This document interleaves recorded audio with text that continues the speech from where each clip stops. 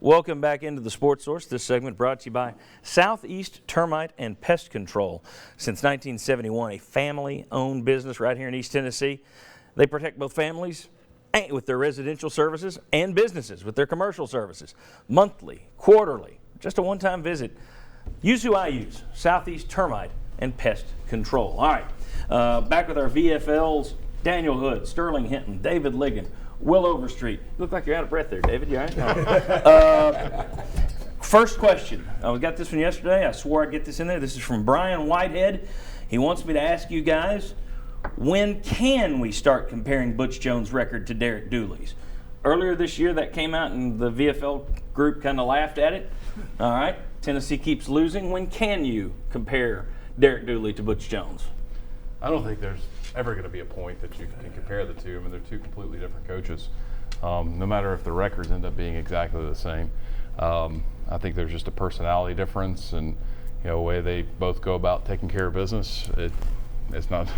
There's not going to be a comparison. Let me go ahead, Will. I was just going to say, put it this way: if Butch Jones, something did happen and he ended up having to leave or whatever, and there was a next coach, I guarantee the coach following Butch Jones is going to be a lot better set than the coach following Derek Dooley. Let's just put it that way. Well, let's go ahead. I put some numbers together. Take a look at this. Let's just for a straight comparison of their third year versus FBS opponents. All right, Dooley in his third year averaged a 10-point loss. This year, Jones is averaging a 2-point loss. Now, you don't like averaging a loss, but there's a difference between 10 and 2. You look at their last 16 games versus FBS foes. Dooley's last 16 games was a 13-point loss on average. You average losing by 2 touchdowns. It's a 1-point loss average for Butch Jones. If you don't, Stevie Wonder could see the difference between those numbers right there. After 32 games, Butch Jones 15-17, Dooley 14-18. I get that, but if somebody can't see that one program is going up and the other one was trending down, then no amount of numbers are going to. That's someone that just is opposite, anti-Jones, and there are plenty of people out there, and they may be proven right in the long term. But right now, I think it's kind of a silly comparison. Is Cam Sutton mailing it in on those jump balls because he knows he's going to the NFL? No. Cam Sutton, bad day yesterday. No. He got beat on a jump ball. He got beat by a freshman, a really good freshman, but he got beat yesterday. He also made a pretty splendid play down in the end zone to break up. It was the same rub play the Seahawks used in the Super Bowl, and he got in there and broke it up. He's getting banged up from some folks this year for not having a spectacular season. He's not having a lot of passes thrown his way to make big plays on, and that's part of the job. Exactly. I mean, that's the biggest thing right there. I mean, people are not going at him because they know what they're going to get. Yeah. I mean, you're going to go somewhere else. I think any of that he's taking it in and not playing through is incredibly wrong, because he wouldn't be playing punts. He'd have told him, I'm not going to do a single punt return if I'm cashing in and waiting for the NFL either. I mean, punt's going to be a lot more places he could get hurt than jumping up and trying to break up a pass. So I think right now that is a obviously people do get beat. That happens. The other guy's pretty good at times too. So I think that fan is just kind of seeing what they want to see at this point. Corners certainly get beat. I mean, that's a position where you have to put it behind you because you will get beat. I mean, that's just part, especially now yesterday the pass rush was getting there. Earlier this year, there's been a lot of target at the secondary, and they could have been better. Right. But a lot of that goes back to your defensive line. If you give a quarterback 5 seconds to throw, you're going to have a lot of people running open out there.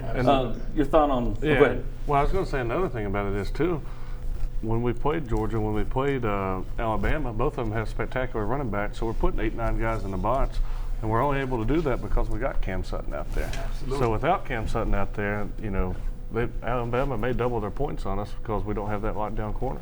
All right, here's another one. Tennessee should have won this game. They lost again.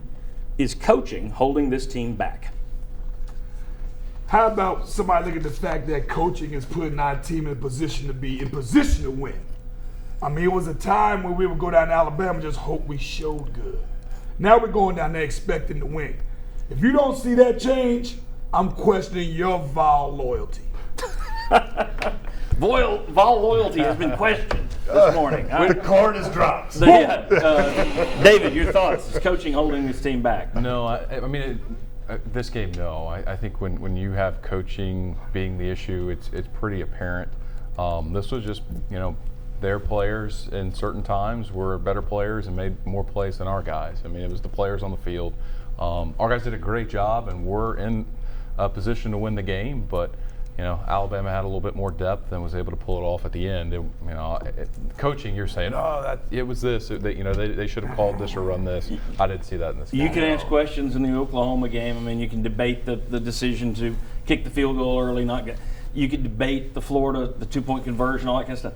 I didn't see anything yesterday. Again, I said earlier in the show, and I think most people who were on the set agreed, Tennessee's coaches yesterday got more from their players than Alabama did from their roster. Absolutely. Hands So, down. all right. When we come back, we're going to have quick slants from our guys. Everybody's going to get 30 to 60 seconds to make their own point. But those questions that I didn't get to, we're going to put those up online later today in our overtime segment at sportsource.tv. We're going to answer a whole mess of them. We're going to do that right after today's show, and they'll be on sportsource.tv, so your question will be answered. Come on back on the Sports Source. From East Tennessee to Kentucky, no job is too small for Benedict Construction. Electrical work, heating and air installation, even carports and garages. With a reputation for excellence, rely on the custom work of Benedict Construction.